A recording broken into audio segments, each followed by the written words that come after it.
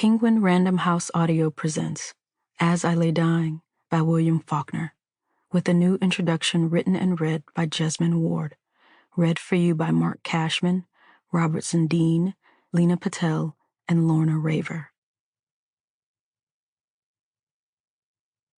Introduction to the Vintage International Edition, 2025.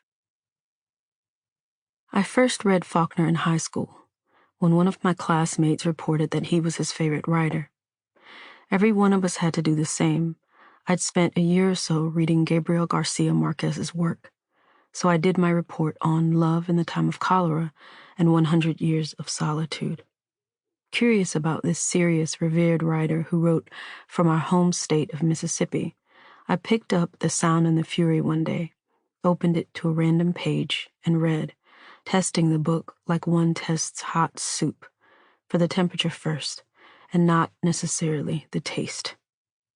Does this suit? I asked myself. Can I sink into this world?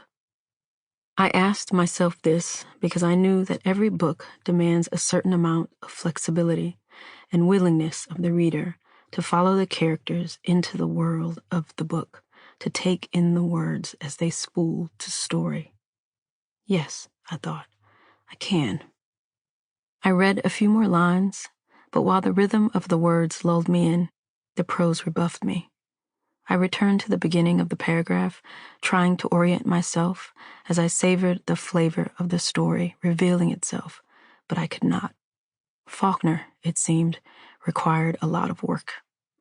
I was not ready to parse each paragraph, each sentence, each line, to walk with these characters in their Mississippi.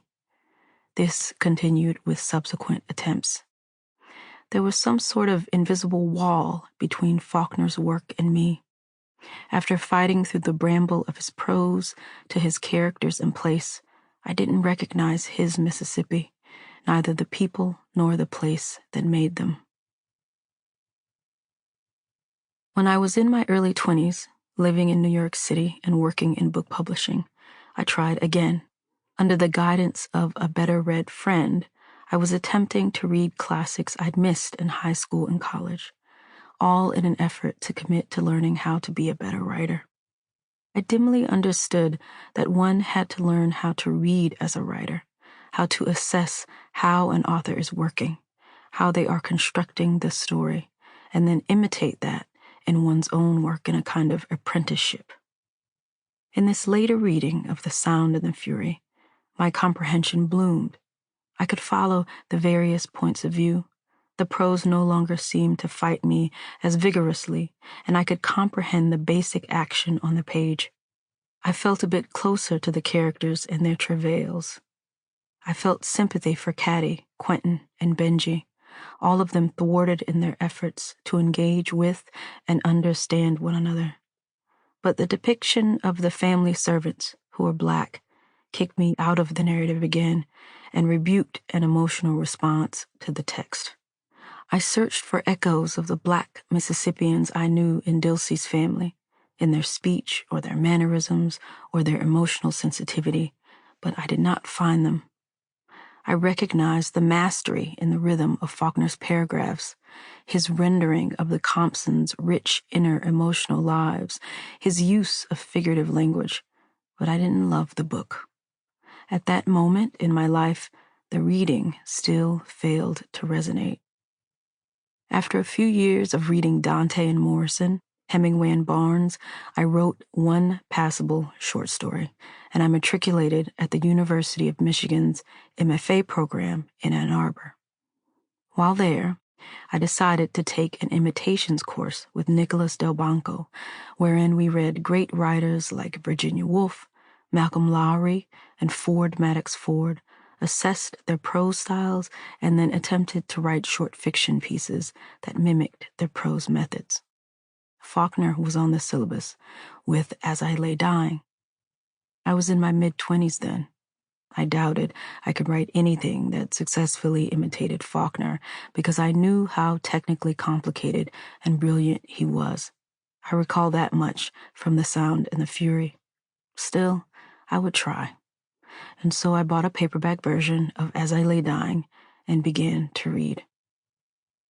When Darrell, the brilliant, perceptive, mad Darrell, describes the dilapidated cotton house, when he says, "Square, with a broken roof set at a single pitch, it leans in empty and shimmering dilapidation in the sunlight, a single broad window in two opposite walls."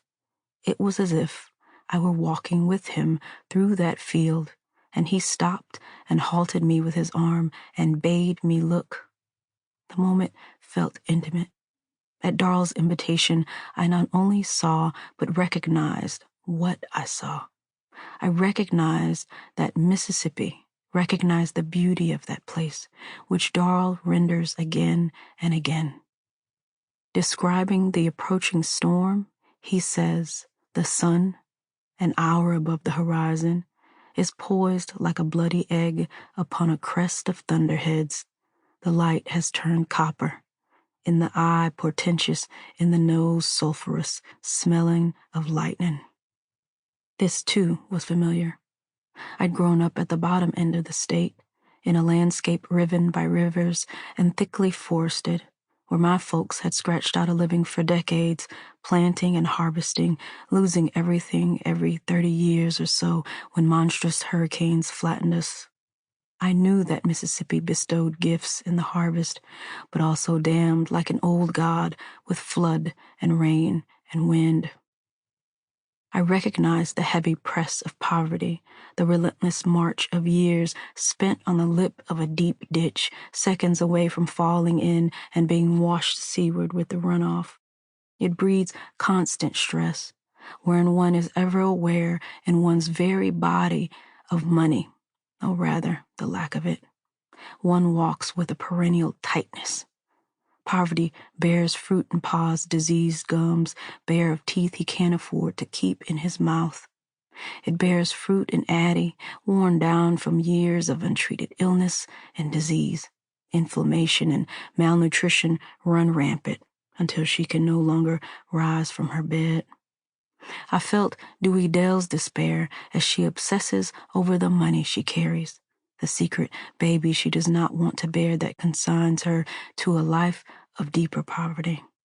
She guards the money Leif gave her for an abortion carefully, fiercely, only relinquishing it to her terrible father after a contentious fight.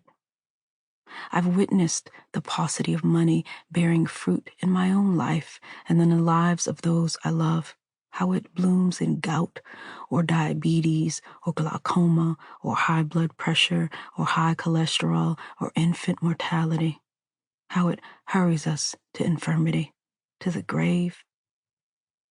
Darrell may have been plumb insane, but his presence on the page spoke to me as a Mississippi-made aspiring artist.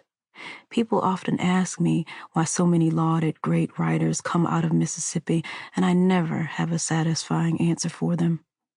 The most I can usually manage is a shrug and a smile, but returning to Darrell and As I Lay Dying yields a half-formed, inarticulate answer.